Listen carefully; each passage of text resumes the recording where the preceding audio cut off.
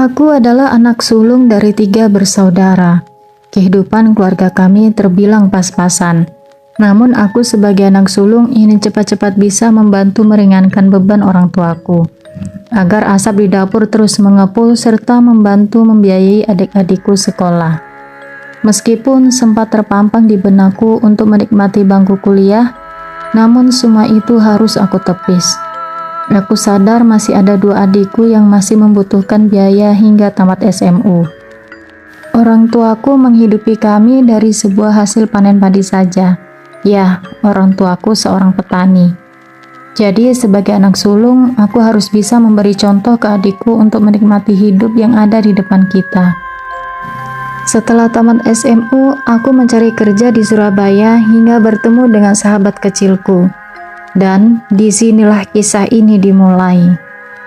Aku bekerja pada sebuah finance pembiayaan kredit motor sebagai tenaga penagihan. Gaji pun terbilang cukup buat seorang bujang seperti diriku. Setiap 2 minggu sekali aku menyempatkan diri pulang menengok ayah dan ibu dan tak lupa memberi jajan pada kedua adikku. Tidak seberapa sih, namun cukup membuat mereka senang. Awal bencana ini bermula dari adikku. Yang namanya anak-anak, saat tahu ada temannya yang punya HP, dia pasti kepengen. Apalagi dia sudah SMP. Aku hanya janji padanya, "Nanti ya, kalau kakak gajian, kakak belikan," kataku padanya. Namun ternyata adikku tidak sabaran. Dia terus merengek pada ibuku. Alhasil ibu pinjam uang pada seorang rentenir. Dia pendatang di kampungku. Dia berasal dari Sumatera. Semua mengatakan kejamnya luar biasa. Namun anehnya, tidak satupun warga yang berani menentang dia.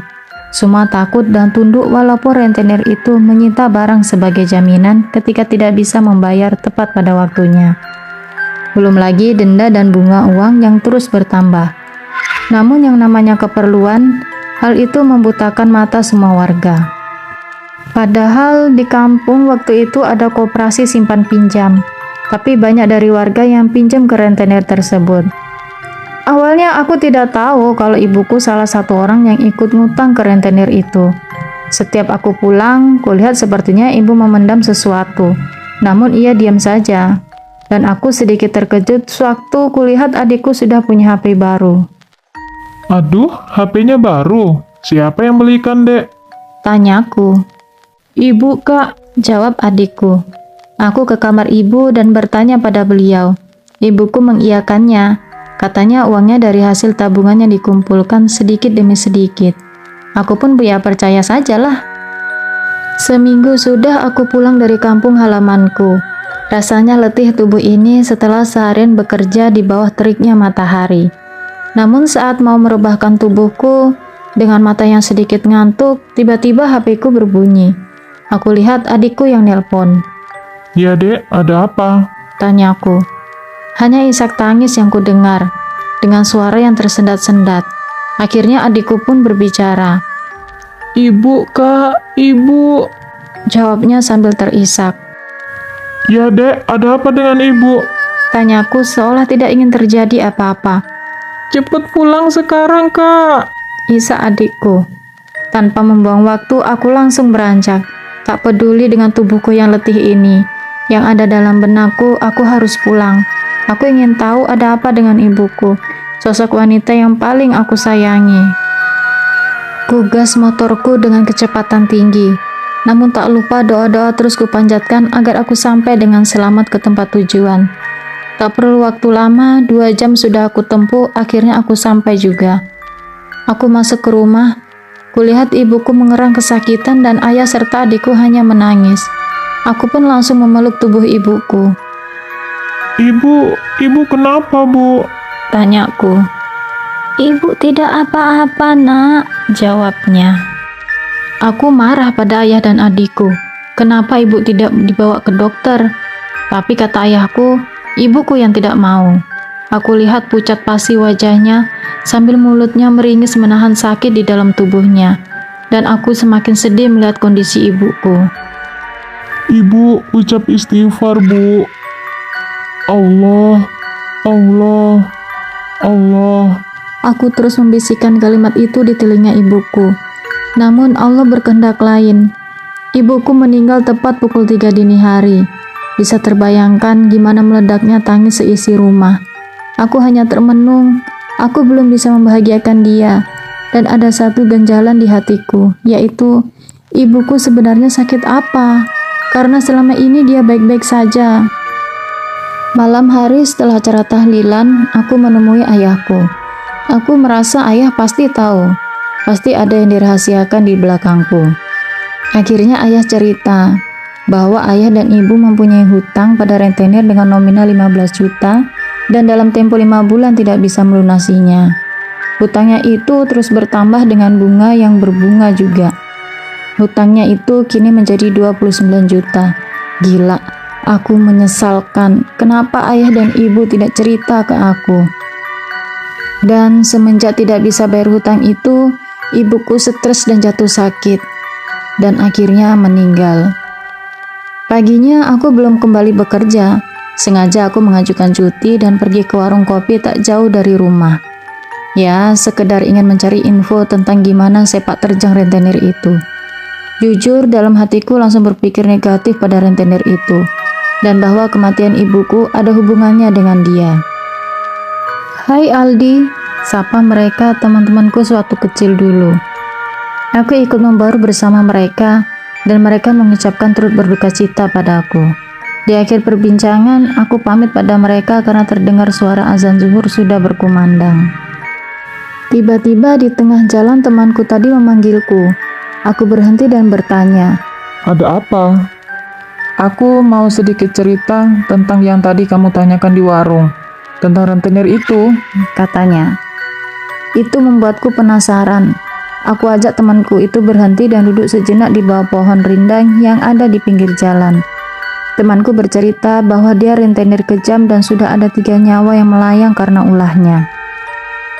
Aku sih tidak langsung percaya. Kok bisa? Tanyaku dalam hati. Semua yang meninggal pasti berhutang padanya. Dia punya ilmu pesugihan kuda. Jika mata kamu bisa menembus alam gaib, maka kamu akan melihat di depan pintu rumahnya dijaga oleh seekor kuda berkepala manusia. Oh ya, coba kamu lihat di bawah ranjang ibumu. Pasti ada bulu seperti bulu kuda. Jawab temanku. Ah, masa? Tanyaku yang masih meragukan cerita temanku itu. Coba kamu cari di sekeliling kamar ibumu. Karena 2 orang yang meninggal kemarin juga sempat menemukan ada bulu kuda di bawah ranjangnya dan bermimpi dikejar-kejar kuda. Jawab temanku. Aku langsung pamit pulang dan coba mempercayai kata-kata temanku itu. Aku masuk kamar ibuku, tak kupedulikan ada ayahku yang lagi sholat. Aku cari di bawah kolong tempat tidur. Rapi tak ada bekas bulu. Namun aku masih belum puas. Dan tiba-tiba pikiranku ingin membuka di bawah kasurnya. Ya Allah, aku temukan banyak sekali bulu-bulu halus di sana. Ayahku pun bertanya dan mendekatiku. Ada apa, Le? Aku ceritakan saja yang tadi disampaikan oleh temanku. Dan sepertinya ayah sudah tahu itu semua. Memang sempat juga ibuku sebelum meninggal ia bermimpi dikejar-kejar kuda. Namun ayahku tidak mau cerita karena takut akan melahirkan dendam di hatiku. Dan ternyata semua itu benar. Ya, aku dendam. Aku harus menuntut balas kematian ibuku. Pagi-pagi benar aku berangkat ke kota Ek, Jawa Timur. Di mana banyak orang bilang di kota tersebut rajanya santet. Nyawa orang di sana hanya seharga 1 pek rokok aja. Bisa juga paginya sehat, tapi sorenya gila. Hanya dengan imbalan 1 bungkus rokok. Tergantung permintaan kita dan segala risikonya kita yang menanggung. Dengan bekal alamat yang kudapat dari seorang sahabat, akhirnya pondokan di dalam hutan pinggiran desa di kota tersebut aku temukan juga. Katakanlah dia seorang dukun sakti bernama Ki Pinjul. Aku menceritakan semua permasalahan yang terjadi dengan keluargaku. Tujuanku sebenarnya hanya ingin cari tahu apa benar ibuku jadi tumbal atau santet dari rentenir tersebut. Dan rupanya Ki Pinjul cukup paham apa yang berkecamuk di hatiku. Dia meninggalkanku pada sebuah ruangan dengan bau kemenyan yang teramat sangat menyesakkan nafasku. Dukun tersebut kemudian masuk ke tempat spiritualnya, dan 1 jam kemudian dia keluar sambil membawa sebuah gunting. Dia berkata, Ibumu meninggal belum 40 hari ya? Ibumu jadi tumbal dan nyawanya ada di antara 2 alam. Ibumu tidak tenang dan akan jadi budak di kerajaan kuda. Namun jika kamu berani bongkar kuburan ibumu dan menanam gunting ini di samping pocongnya dengan mulutmu, lalu setelah itu baca mantra yang saya kasih ini, dan ibumu akan bangkit. Dia akan menunjukkan siapa yang telah menyakitinya. Jika memang terbukti bahwa rentenir itu yang membunuhnya, maka gunting ini akan menancap di jantungnya. Jika kamu sanggup, saya akan beri mantranya dan hari-hari penghapusan atau hari sial bagi sang pemuja kekayaan. Di hari itu juga kamu harus membongkar kuburan ibumu. Aku pun mengiyakannya demi kesempurnaan ibuku. Itulah yang ada di pikiranku. Hari itu juga aku langsung pulang ke rumah. Aku panggil 4 sahabat kecilku. Aku butuh bantuan mereka buat perencanaan yang telah aku dapat dari Ki Pinjul. Rupanya temanku tidak keberatan karena rentenir itu cukup meresahkan penduduk. Dan hari ini adalah hari yang kutunggu.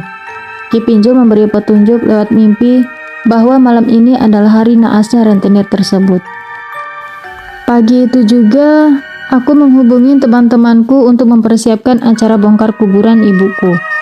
Tepat pukul 12 malam, aku langsung ke kuburan ibu.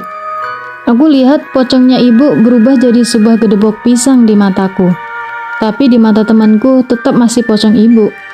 Aku lakukan semua sesuai perintah Ki Pinjul. Aku taruh gunting di samping pocongnya dengan mulutku. Setelah itu, tanahnya kuuruk kembali, biar besok tidak heboh ada kuburan orang yang terbongkar. Aku kembali ke rumah pukul 3 dini hari, dan aku pergi tidur. Esok paginya, terdengar pengumuman di balai desa bahwa rentenir itu meninggal dunia akibat terkena serangan jantung. Aku langsung loncat dan buru-buru mandi ingin menyaksikan jenazahnya.